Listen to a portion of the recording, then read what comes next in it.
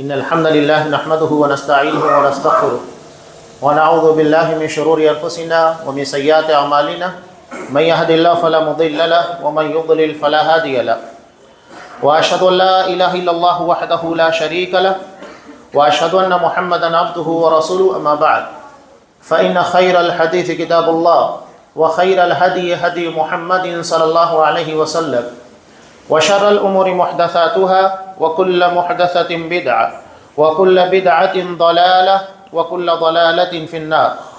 أعوذ بالله السميع العليم من الشيطان الرجيم. بسم الله الرحمن الرحيم. يا أيها الذين آمنوا اتقوا الله حق تقاته ولا تموتن إلا وأنتم مسلمون. يا أيها الناس اتقوا ربكم الذي خلقكم من نفس واحدة وخلق منها زوجها وبث منهما رجالا كثيرا ونساء واتقوا الله الذي تساءلون به والأرحام إن الله كان عليكم رقيبا. يا أيها الذين آمنوا اتقوا الله وقولوا قولا سديدا يصلح لكم أعمالكم ويغفر لكم ذنوبكم ومن يطع الله ورسوله فقد فاز فوزا عظيما. وقال بسم الله الرحمن الرحيم والعصر إن الإنسان لفي خسر إلا الذين آمنوا وعملوا الصالحات وتواصوا بالحق وتواصوا بالصبر. تمام قسم کی تعریفات اللہ رب العالمین وحدہ لا شریک کے لیے لائق و زیبا ہے، جو ساری کائنات کا تنہا خالق و مالک ہے، اور بے شمار درود و سلام اللہ کے آخری نبی جناب کریم محمد رسول اللہ صلی اللہ علیہ وسلم کی ذات مقدسہ پر. محترم حاضرین، عزیز ماں اور بہنوں، سورہ عصر جس کے تعلق سے امام شافعی رحمۃ اللہ علیہ نے ارشاد فرمایا کہ اگر اللہ انسانیت کی ہدایت کے لیے صرف اسی ایک سورہ کو نازل کرتا تو کافی تھا. یہ سورہ عصر کی اہمیت و فضیلت ہے. انسان اللہ کے کلام پر جتنا غور کرے گا اتنا اس کی اہمیت، گہرائی، گہرائی، جامعیت، فصاحت و بلاغت کا اندازہ ہوگا.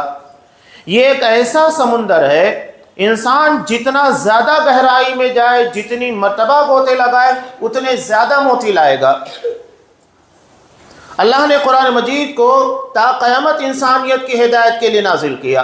اس کا مطلب ہے کوئی دور ایسا نہیں ہے جہاں انسان کے پر قرآن کے اثرات نہ پڑے. سورہ عصر کی تفسیر سے متعلق سلف میں ایک شخص بیان کرتے ہیں کہ میں نے ایک برف فروش سے جو اپنا برف بیچ رہا تھا وہ آواز لگا رہا تھا میرا برف خرید لو ورنہ وہ پانی بن جائے گا، اس کی کوئی قیمت نہیں ہوگی. میں نے اس کے ذریعے سورہ عصر کی تفسیر کو سمجھا کہ انسانی زندگی کے ایام بیتتے چلے جا رہے ہیں. جس طرح برف پگھل رہا ہے ہماری زندگی بھی اسی طرح پگھل رہی ہے. اگر ہم نے اسے صحیح وقتوں کے پر، صحیح جگہ کے پر استعمال نہیں کیا تو نتیجہ یہ ہوگا کہ پانی کی طرح ضائع ہو جائے گی اور انسان ہاتھ ملتے رہ جائے گا. زندگی کے اندر کوئی بڑا نہیں ہوتا ہے، بلکہ ہر سانس ہمیں اپنی موت سے قریب کرتے جا رہی ہے. یہ نہیں ہے کہ ہم بڑے ہو رہے ہیں. اگر ایک شخص کے پاس 70 روپے ہے اور اس میں سے اس نے 40 روپے، 45 روپے، 50 روپے خرچ کر دیے تو کیا ہم یہ کہیں گے کہ اس کے پاس اتنا پیسہ بڑھ گیا ہے؟ نہیں، بلکہ ہم کہیں گے اتنا کم ہو چکا ہے، بقیہ جو بچا ہوا ہے اس کو بچانے کی کوشش کرے. یہی معاملہ ہماری زندگی کا ہے. اللہ نے ہمیں جو عمر عطا کی یہ گھٹ رہی ہے. جتنا انسان اپنی عمر میں بڑھتا جا رہا ہے حقیقت میں اتنا موت سے قریب ہوتا جا رہا ہے. سورہ عصر اس کے بارے میں اگر آپ غور کریں گے اس کا کوئی لفظ ایسا نہیں ہے جو ہماری عام زندگی کے اندر استعمال نہ ہوتا ہو. عصر استعمال ہوتا ہے، انسان استعمال ہوتا ہے، خسارہ استعمال ہوتا ہے، ایمان، عمل صالح، حق بات کی وصیت، تواصی بالحق یہ استعمال ہوتا ہے، تواصی بالصبر. ہر لفظ ہماری زندگی کے اندر استعمال ہوتا ہے اور اس کے معنی اور مفاہیم کو بھی ہم اچھی طرح سمجھتے ہیں. اللہ نے اس سورہ کو عصر کے ذریعے انسانوں کے درمیان متعارف کرایا. عربی زبان میں عصر کے کئی معنی ہوتے ہیں. عصر کا ایک مفہوم ہوتا ہے نچوڑنا، یعنی کسی چیز کو نچوڑا جائے. جیسا ہمارے یہاں جوس نکالا جاتا ہے گنے کا، موسمبی کا، دیگر پھلوں کا، ایک مرتبہ اگر اس کو نچوڑ لیا جائے تو یہ دوبارہ اپنے مقام پر کبھی نہیں آ سکتا۔ یہی معاملہ انسانی زندگی کا ہے، ایک مرتبہ یہ نچوڑ لی گئی، جو وقت بیت چکا وہ کبھی لوٹ کر آنے والا نہیں ہے۔ عصر کا دوسرا مفہوم ہوتا ہے، جیسا کہ ہمارے یہاں عصر کا وقت ہوتا ہے، نماز عصر کہلاتی ہے۔ عصر کی نماز کے بعد سورج کے غروب ہونے کا مرحلہ بہت کم رہ جاتا ہے، اور اللہ نے ہمیں جو زندگی عطا کی دیگر امتوں کے مقابلے میں وہ اتنی ہی ہے، جیسا کہ نبی کریم صلی اللہ علیہ وسلم نے ارشاد فرمایا کہ اللہ نے ایک مثال دیتے ہوئے آپ صلی اللہ علیہ وسلم نے کہا کہ ایک شخص نے کچھ لوگوں کو مزدوری کے لیے رکھا، اور ان کا وقت تھا نماز فجر کے بعد طلوع آفتاب سے لے کر زوال تک۔ ان لوگوں نے اس مرحلے کے اندر محنت کی اور اس نے ان لوگوں کو ایک قیراط دیا۔ اس کے بعد دوسرا مرحلہ آتا ہے، دوسرے مرحلے میں اس نے کسی اور کو مزدوری کے پر رکھا، اور یہ مرحلہ زوال سے لے کر نماز عصر تک تھا۔ ان لوگوں کو بھی محنت کے طور کے پر ایک قیراط دیا گیا۔ اس کے بعد نماز عصر کا جو وقت ہوتا ہے وہاں سے لے کر غروب آفتاب تک، اس درمیان بھی اس نے کچھ لوگوں کو مزدوری کے پر رکھا اور انہیں 2 قیراط دیے۔ تو بقیہ لوگوں نے اعتراض کیا کہ ہم نے وقت زیادہ لگایا، محنت زیادہ کی، ہمیں ایک ہی قیراط دیا گیا، اور اس کے مقابلے میں جن لوگوں کو وقت کم تھا، محنت کم تھی، انہیں 2 قیراط دیا گیا۔ تب اس نے کہا کہ کیا میں نے تمہاری اجرت اور مزدوری میں کوئی کمی کی؟ کہا کہ نہیں، جتنا حق بنتا تھا ہمیں مل گیا۔ تو کہا کہ یہ میرا فضل ہے، جسے چاہوں میں عنایت کروں۔ دراصل پہلا مرحلہ جو بیان کیا گیا یہ یہود کا ہے، بنی اسرائیل کا ایک لمبا مرحلہ اللہ نے ان لوگوں کو دنیا میں قیادت و سیادت کیا، انبیاء کا سلسلہ اسی کے اندر رکھا۔ اس کے بعد نصارہ کا مرحلہ ہے جو زوال سے لے کر عصر کی نماز تک کا ہے، اور نماز عصر سے لے کر غروب آفتاب تک کا جو وقت ہے اور مرحلہ ہے یہ امت محمدیہ کا ہے۔ ہم اخیر امت ہیں، اس کے بعد کوئی امت آنے والی نہیں۔ جس طرح نماز عصر کے بعد دن ختم ہو جاتا ہے، کوئی نماز کا وقت نہیں آتا، اسی طرح ہمیں زندگی کا اخیر ایام اور اخیر امت بنا کر بھیجا گیا ہے۔ تو یہ عصر کا وقت ہے۔ اس کے بعد عصر کا ایک مفہوم زمانہ ہوتا ہے، عصر حاضر ہم کہتے ہیں، یعنی موجودہ دور، چالو زمانہ۔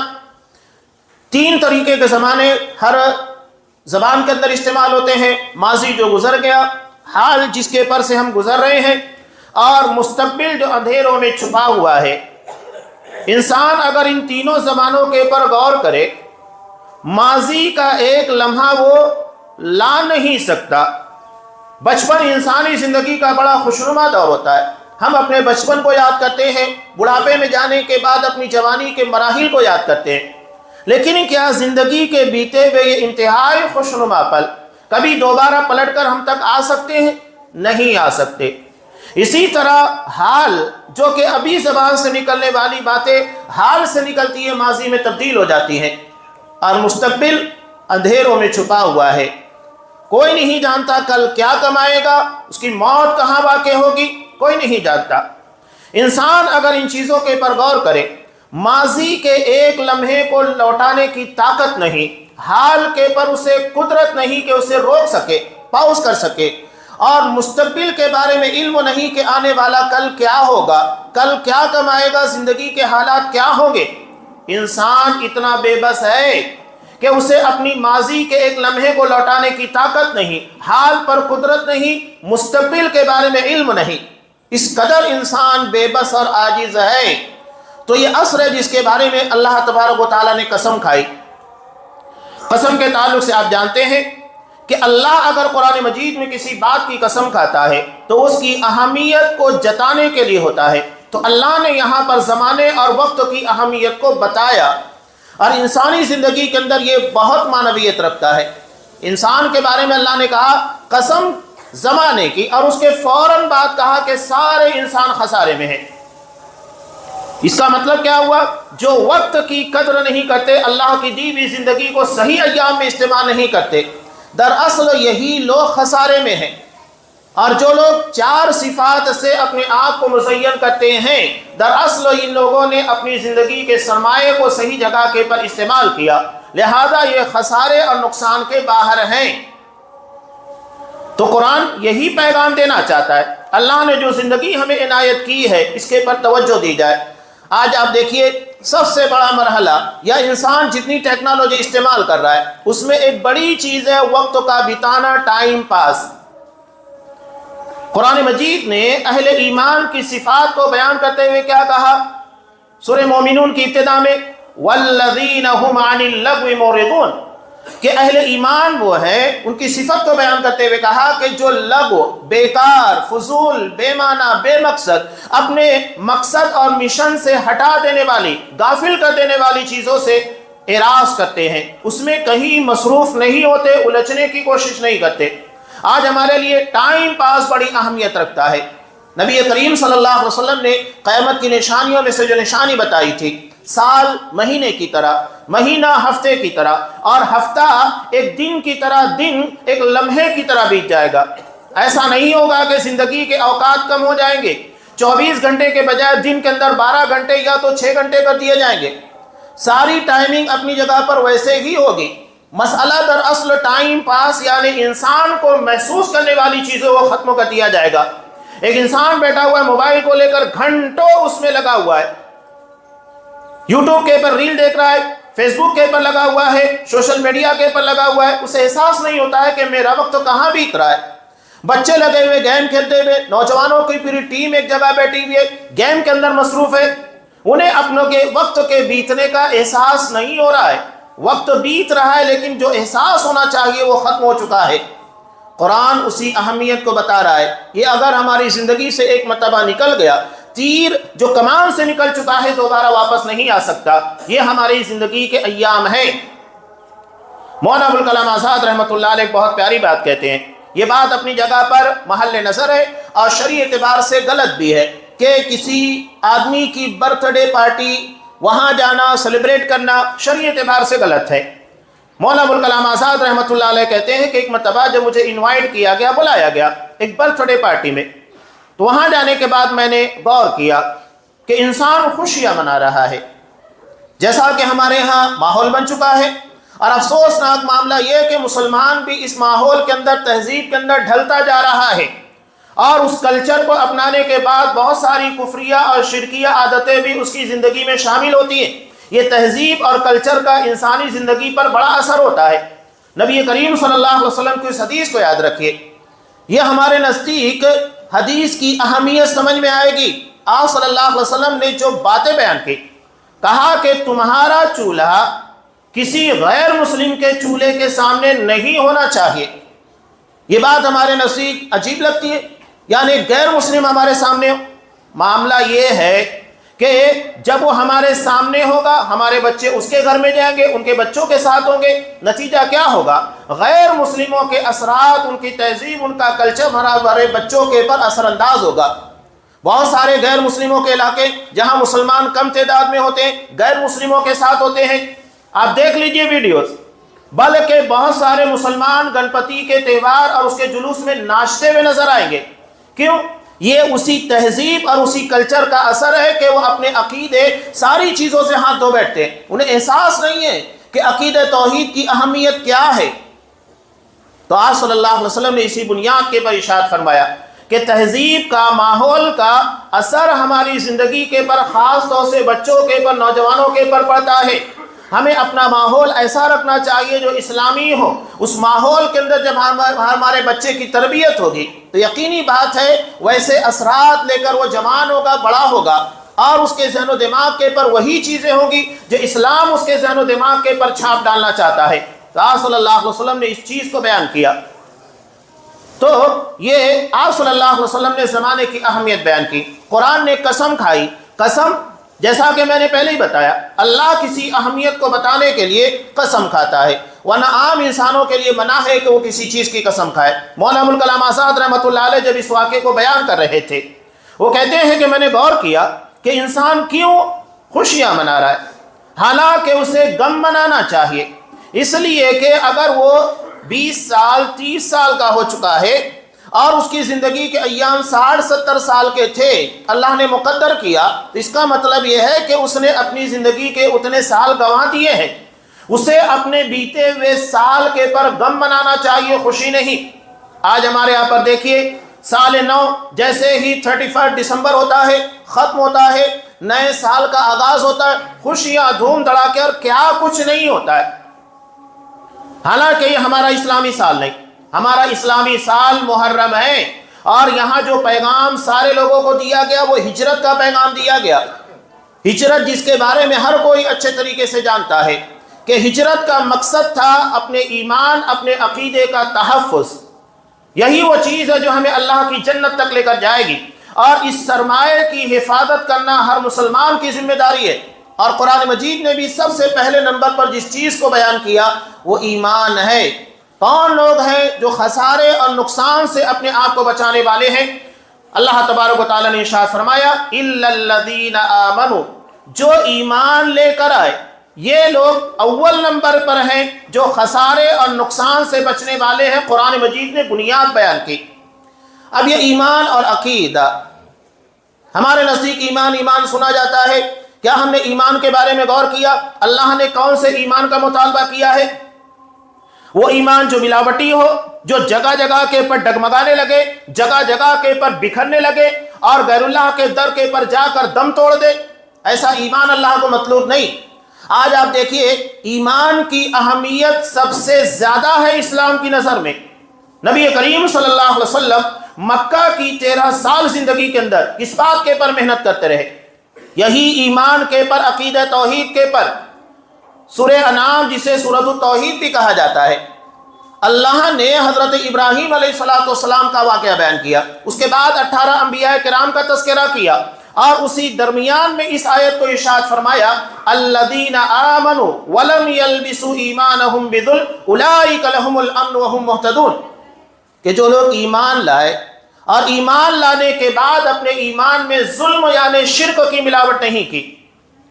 اس آیت کے نازل ہونے کے بعد اصحاب کرام بہت فکر مند ہوئے، کہا کہ اللہ کے رسول اینا لم یظلم نفسا، اللہ کے رسول کون سا شخص ہے جو اپنے آپ پر ظلم نہیں کرتا؟ جبکہ قرآن مجید نے ایمان کے بعد ظلم نہ ہونے کے بارے میں شرط رکھی ہے کہ جو ایمان لائے اور انہوں نے ظلم نہیں کیا۔ تب آپ صلی اللہ علیہ وسلم نے کہا، جیسا کہ بخاری کی روایت میں اس کی تفسیر ہے، کہا اللہ کے بندو یہاں ظلم سے مراد شرک ہے۔ کیا تم نے قرآن مجید نہیں پڑھا؟ ان الشرک لظلم عظیم، یقیناً شرک سب سے بڑا ظلم ہے، اس لیے کہ یہ سب سے بڑی ذات اللہ تبارک و تعالیٰ کے ساتھ ہے، کیا جاتا ہے۔ قرآن نے کیا کہا؟ جو ایمان لائے اور اپنے ایمان کو پیور رکھا، ملاوٹ نہیں کی، شرک بدعت خرافات کے ذریعے اسے پامال نہیں کیا، انہی لوگوں کے لیے امن ہے اور یہی ہدایت کے پر ہے۔ آج ہمارے یہاں پر ایمان جگہ جگہ کے پر بکتے ہیں، کہیں قبروں کے پر بکتے ہیں، کہیں کالے ڈوروں کے پر بکتے ہیں، کہیں پتھر کے نگینوں کے پر بکتے ہیں۔ یہ ہمارا ایمان، جس ایمان کے بارے میں آپ صلی اللہ علیہ وسلم نے کہا کہ جنت تک لے کر جائے گا، جنت تک لے جانے والا اتنا کمزور ایمان یہ کیسے لے کر جائے گا؟ آپ صلی اللہ علیہ وسلم نے اس حدیث کو آپ پڑھیے مسلم کی، کیا کہا؟ المؤمن القوی، طاقتور مومن خیر و احب الی اللہ من المؤمن الضعیف، طاقتور مومن اللہ کے نزدیک زیادہ بہتر اور محبوب ہے کمزور ایمان والے مومن کے مقابلے میں۔ اب یہاں پر طاقتور مومن کا مطلب یہ نہیں کہ جو باڈی بلڈر ہو، جم کھانا جاتا ہو، پہلوان ہو، طاقتور ہو، نہیں۔ آپ صلی اللہ علیہ وسلم نے کہا ایمان کے ساتھ جس کا ایمان طاقتور ہو، جو اپنے عقیدے کے اندر پختہ ہو، اپنے ایمان اپنے عقیدے کو کہیں بکھرنے نہ دے۔ حضرت سمیہ رضی اللہ تعالیٰ عنہ، اللہ نے کیا ایمان عطا کیا تھا، بری خاتون ہے، ابو جہل نے سارے لوگوں کے سامنے برہنہ لا کر کھڑا کر دیا اور کہا کہ سمیہ تمہیں اپنی جان پیاری ہے تو ایمان پیارا ہے۔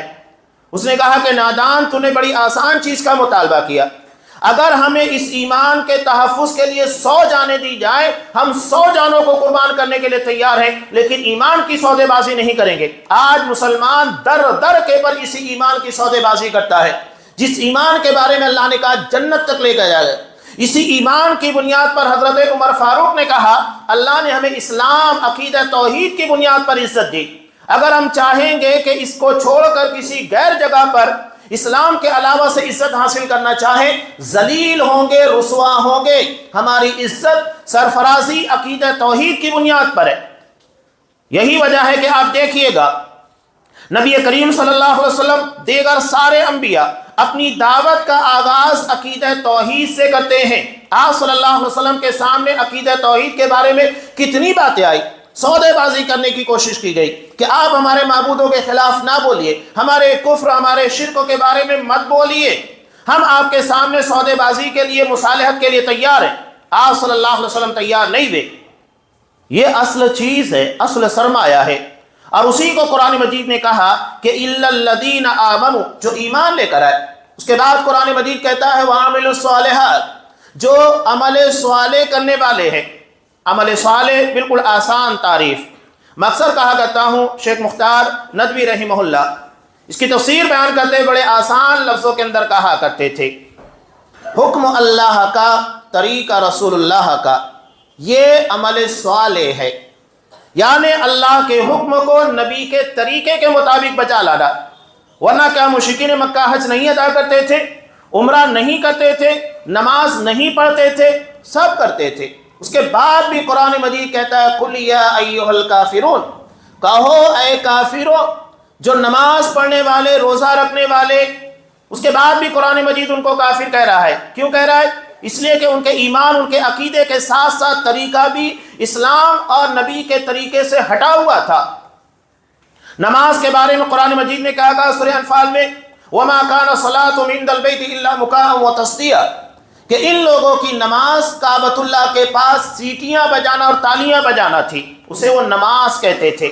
اور آج بھی مسلمانوں کے درمیان کلمہ گو جو اپنے آپ کو کلمہ توحید کا علمبردار سمجھتا ہے، کلمہ توحید ادا کرتا ہے، لیکن اس کے معنی اور مفاہیم کو سمجھتا نہیں، یہ بھی اپنی عبادت سما قوالیاں، اس میں یہی ہوتا ہے کہ تالیاں بجائیں گے، سیٹیاں بجائیں گے، عجیب و غریب طریقے کی عبادت جو نبی کریم صلی اللہ علیہ وسلم کی سنت سے میل نہیں کھاتی۔ آپ صلی اللہ علیہ وسلم نے حج کے بارے میں کہا خُذُوا عَنِّی مَنَاسِکَکُم، مجھ سے حج کے طور طریقے سیکھو، میں تمہیں بتاؤں گا اللہ نے عبادت کا طریقہ تمہارے پر کیسے فرض کیا۔ نماز کے بارے میں کہا صلوا کما رأیتمونی اصلی، نماز ویسے ہی پڑھو جیسے مجھ کو پڑھتے ہوئے دیکھا ہے۔ تو یہ آپ صلی اللہ علیہ وسلم نے حکم دیا۔